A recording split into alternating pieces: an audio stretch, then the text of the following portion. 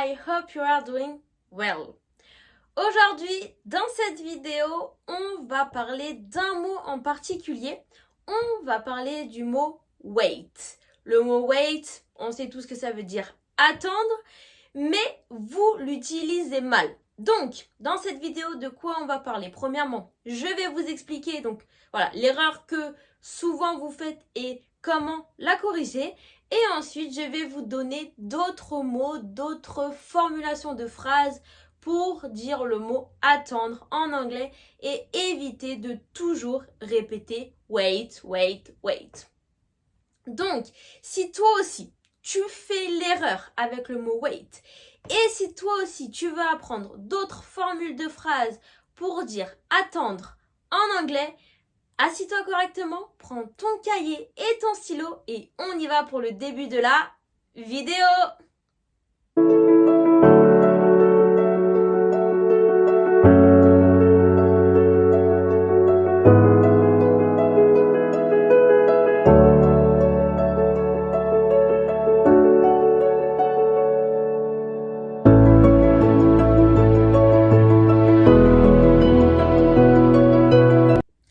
Alors, on va commencer tout d'abord avec l'erreur que vous faites tous et toutes en anglais avec le mot wait. Donc, c'est quoi l'erreur? Eh bien, l'erreur, c'est tout simplement de garder le mot wait tout seul. C'est tout simplement ça l'erreur. Pourquoi je dis ça? Parce que le mot wait ne s'écrit pas tout seul. D'accord? Par exemple, si je dis la phrase He is waiting his girlfriend. Il est en train d'attendre sa petite amie. Là, vous allez me dire, la phrase, elle est correcte. T'as traduit attendre par wait. Tout va bien, tout est ok, tout est correct, parfait. Mais non. Le mot wait en anglais ne s'écrit pas tout seul. D'accord? Et qu'est-ce qu'on doit rajouter alors du coup comme mot pour que cette phrase soit correcte? On doit tout simplement rajouter le mot for. Wait for. D'accord? Donc, à partir de maintenant, arrêtez d'utiliser le mot wait tout seul. Le mot wait ne s'utilise pas tout seul. Ou alors, si jamais vous voulez l'utiliser tout seul, vous ne devez pas mettre de nom après. D'accord? Du moment où vous mettez un nom, un objet après le mot wait, vous devez utiliser le mot for. Wait for.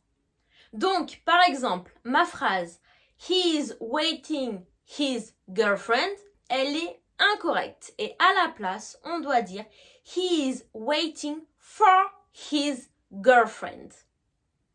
Un deuxième exemple, I am waiting the train. Cette phrase-là, c'est la même chose, elle est incorrecte, d'accord? J'ai un objet après le mot wait, donc je dois utiliser le mot for. I am waiting for the train. Et voilà du coup l'erreur que souvent beaucoup de personnes d'entre vous font. D'accord? Donc maintenant, vous connaissez cette erreur, donc s'il vous plaît, ne la faites plus. Wait, on ne l'utilise pas tout seul. On utilise toujours wait for. Wait for his girlfriend, wait for the train, etc. Ok? Wait est toujours suivi du mot for. Parfait. Maintenant qu'on sait bien utiliser le mot wait, on va voir d'autres mots ou d'autres formules de phrases qu'on va pouvoir utiliser à la place de dire toujours du coup wait for. Le premier mot qu'on va pouvoir utiliser, c'est hold on. Hold on, qui du coup en français signifie attendre. Donc, par exemple, si jamais je dis Hey, hold on, that's not what I am saying at all.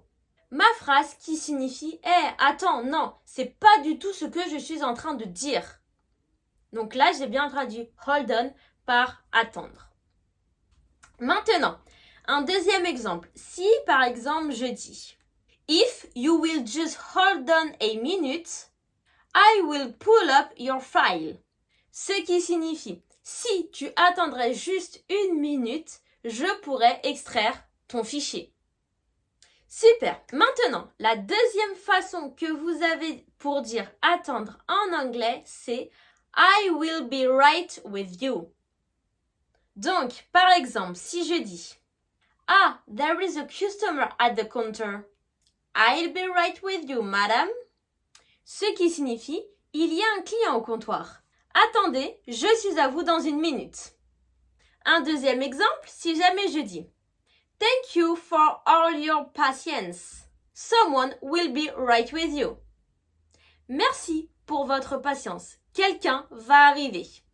Voilà, donc en fait, cette formulation de phrase-là, en fait, vous l'utilisez vraiment quand quelqu'un est en train de vous attendre et que vous voulez dire, voilà, attendez 5 minutes, j'arrive, d'accord?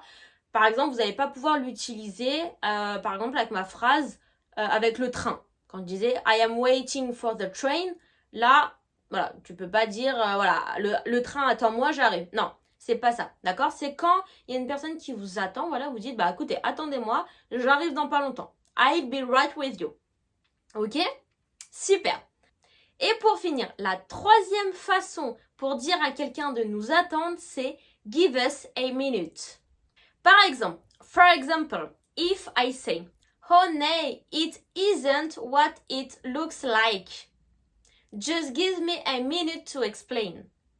Ce qui signifie, chérie, c'est vraiment pas à quoi ça ressemble. Donne-moi une minute que je t'explique.